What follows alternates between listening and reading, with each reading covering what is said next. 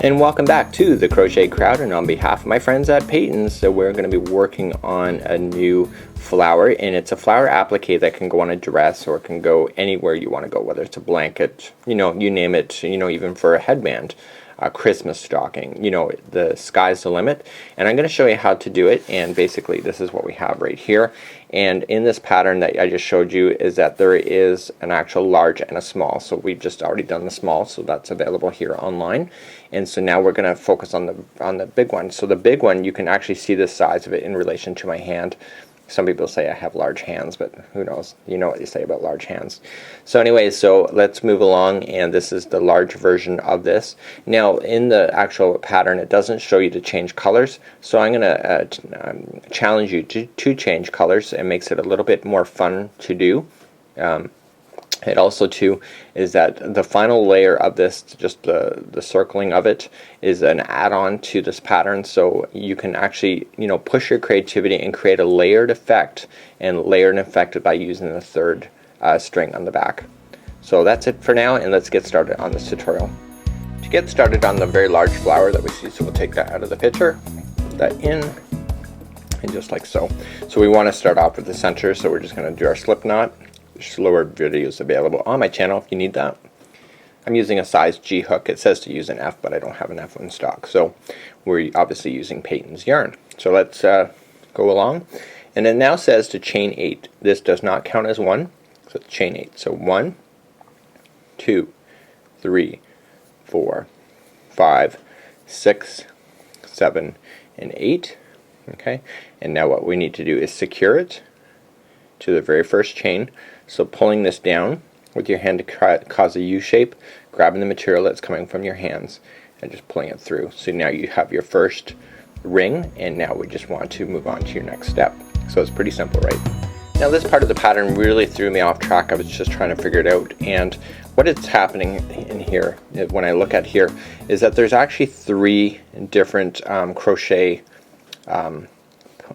posts here.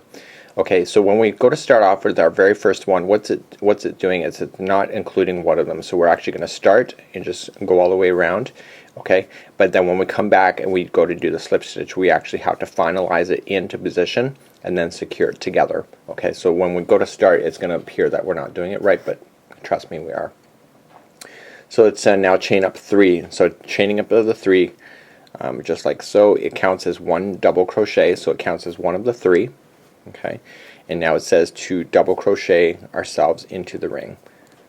Okay, so it's double crochet into the ring, and now it's saying to chain 6. Okay, so 1, 2, 3, 4, 5, and 6, and now you're creating the foundation of the actual petaling by doing that. And now what you need to do is hold your finger on top of this particular stitch right here. If you don't, it tends to get twisted up into your stitches, and then you don't know where exactly you are. So just holding it and just double crochet ourselves. Okay, just like so. That was one of the double crochets. Remember, there's 3 in a row, so that's 1. We want to double crochet again for 2, and now this is the final. So double crochet again, and this is the one that's going to next lead into the very next particular petal. So it's chain 6, so 1, 2, 3, 4, 5, and 6. Okay, and again holding that into position, and again you can try not holding that and show you you'll see exactly why you should hold it. So that's 1, so it's 2, and 3. Okay, and now let's chain 6, so 1, 2, 3, 4, 5, and 6, and basically you're looking for an actual 6 petals. So now this is the securing of the third one. So we want to make sure we put our 3 double crochets in between each petal area. And again, you can move it around the ring because you're not securing it around the ring. It's not going into any stitches, so things are movable.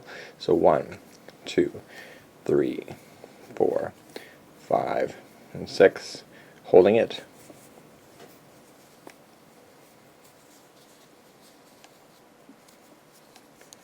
And just gonna single crochet or double crochet again.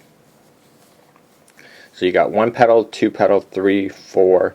This will be your 5th. 3, 4, 5, and 6. Holding it and going in for your 3.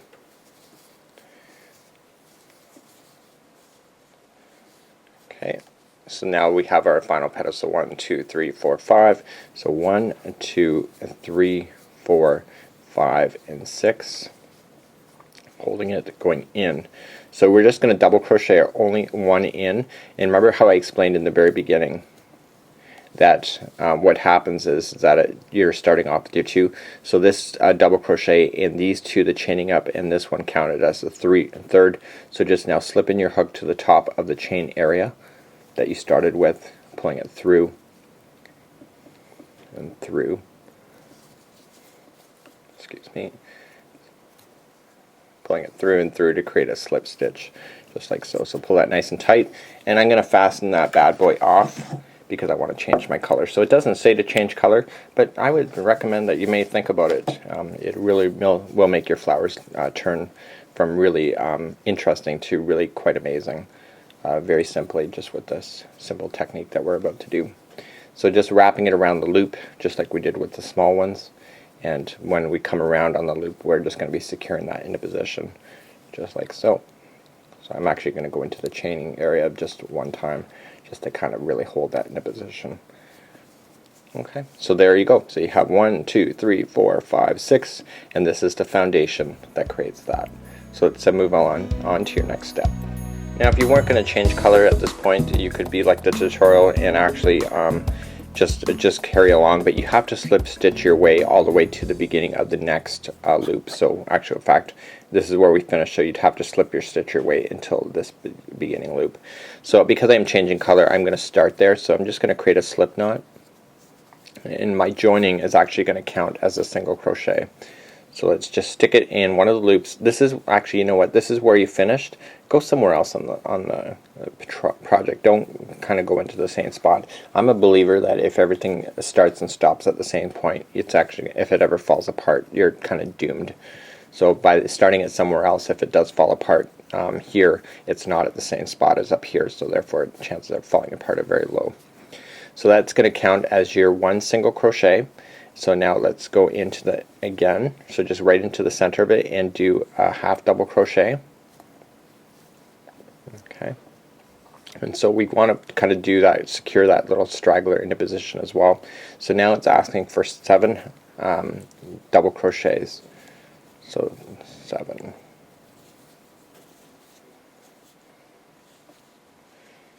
So that is 3,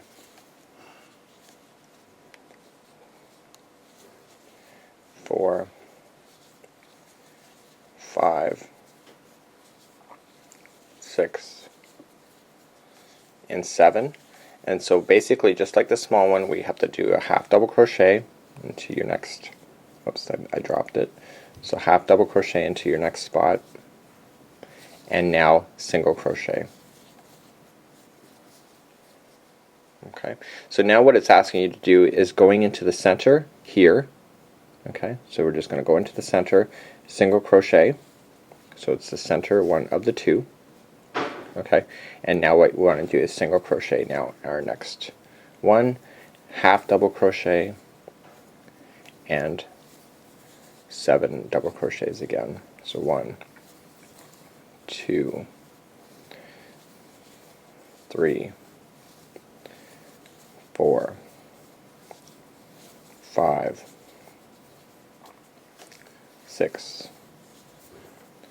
and 7, and now a half double crochet, okay, and a single crochet, and now we want to go into the one that's in the center, so a single crochet into the center. And the way why we're doing that is that we want to kind of create it so that it's consistently going all the way around, just like so. And now let's single crochet, let's half double crochet, and let's crochet, double crochet 7 times. So it's this 1, it's 2, 3, 4, 5, 6, and 7. Okay, finalizing it off with a half double crochet, so, and then a single crochet. So why are we doing that? We're doing that because by coming down narrower, it causes it to be more of a flowering effect, just like so. And now let's go into the center one for single crochet, and now start again. So single, half double, 7 double crochets. So this is 1, this is 2, this is 3, 4, 5, 6, and 7, and let's finalize. So a half double and a single. Okay, and now let's come in for a single, and again single, half double, okay, and 7 double crochets in a row. So that's 1, 2, 3, 4, 5, 6, and 7. And let's finalize. So half double, a single, coming into the center spot, and now let's do our last one. So single, half double, okay, and then we're doing 7 our doubles. So that's 1, this will be 2, this will be 3, 4, 5, 6, and 7. Finalizing it now, half double, single, and you want to go into the center, but you can't stop here. You have to make sure that you actually slip stitch to the very start, or you'll have this white gap right here. So just slip it in and through, just like so. So this is the actual end of this tutorial as you see it on the pattern, but again I'm going to show you a little bit of a trick to make your flower turn into three-dimensional by doing a layering effect going all the way around this bad boy. So let's continue along so that you can finish here, or you can just stick with me further and we'll show you how to make this three-dimensional. So I'm just fastening this off just like I normally would, and we're going to continue to go around, and again you can start trimming your edges at this point.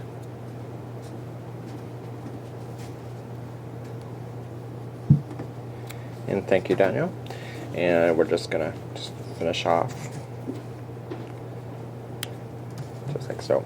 So let's move along, and we're just gonna do your three-dimensional effect. So you know, this is pretty cool. It's as per the pattern, but why not even make it more amazing by just going around it one more time? Okay, so grabbing the material, so what I would do is choose the color that's in the center, or you can be even more creative and choose something different, but I like how it consistently looks the same. So just create your slip knot like you normally did before.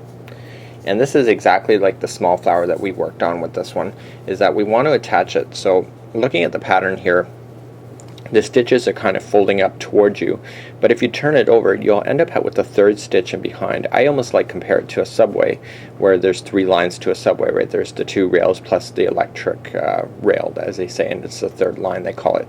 So basically when we work with this, we just have to turn it over. And so then this is the start. So we just want to start, just choose any one, it doesn't matter, just any one petal, and choose them behind, and just want to secure it, just like so. Secure it with a single crochet. Okay, so now let's put the straggler into position. So basically, here's your 2 stitches, so 1 and 2, turn it over, and you'll see the third. And once you get that first one that's in there, you'll notice where all the rest of them are. So keeping that straggler into position just on top of it so that you can secure it into position so you'll never see the start or end of this. So again, so 1, 2, and turn it over, and you'll see a third. Okay, so just 1, 2, and turn it, and you'll see the third. And again, keeping that straggler in check. And I'm probably going to let that straggler fall after the next one. Okay, so just 1, 2. Okay, you see that? And just turn it, and you'll see the third. So this is how they create layers in flowers, by using that third string that's in behind. I should have looked up what the terminology for that third layer could be. The back line, I'm really not sure. So now that we just have to get really close into here. So 1, 2, and I find this one is always a little bit of a trick to find it in the back section. And you could be lazy and just say screw it and just fake it. You could do that too. But again, you're the artist. You can decide what's right for you. So I am trying to nail that bad boy. So I got it. Okay. So now what I want you to do is just come down in between the two posts. So you got 1, 2, and 3. So come down in between the two, and let's pull some slack. Okay. Give it some slack, and then secure it with a single crochet. And now basically that finishes it up and makes it look like it's growing up into the outside of the petal. So again, the first one is right here. See how it's attaching? So you just got to turn it. Like so. Just go on the third one in behind as you go.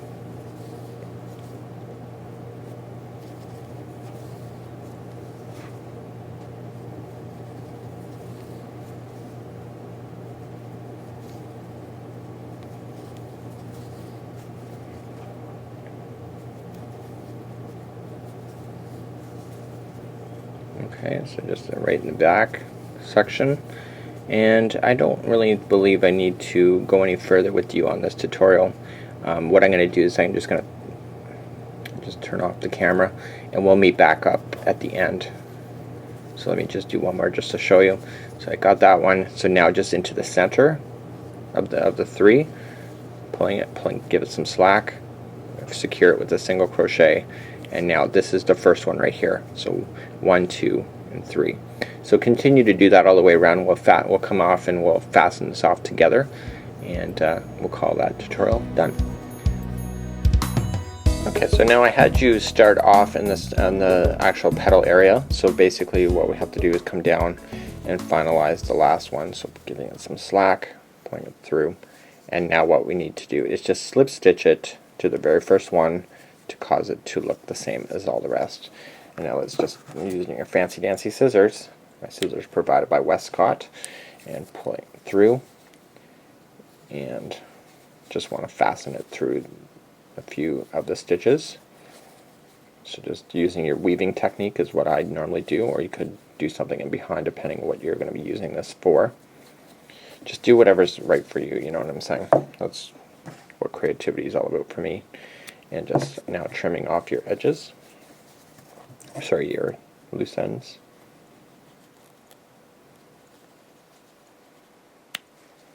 Like so. So thank you so much, and on behalf of Peyton's, I'd like to thank them very much for sharing this pattern with us today. And this is a really fabulous idea for doing any kind of add-ons to blankets and dresses and shirts and Christmas stockings. I've seen these on stockings. They're actually quite amazing. And you can adjust these. So remember, the ring is not solid. So if you got one that's kind of squishing, you can just kind of move things around. So thank you very much, everybody. We hope you have a really great day.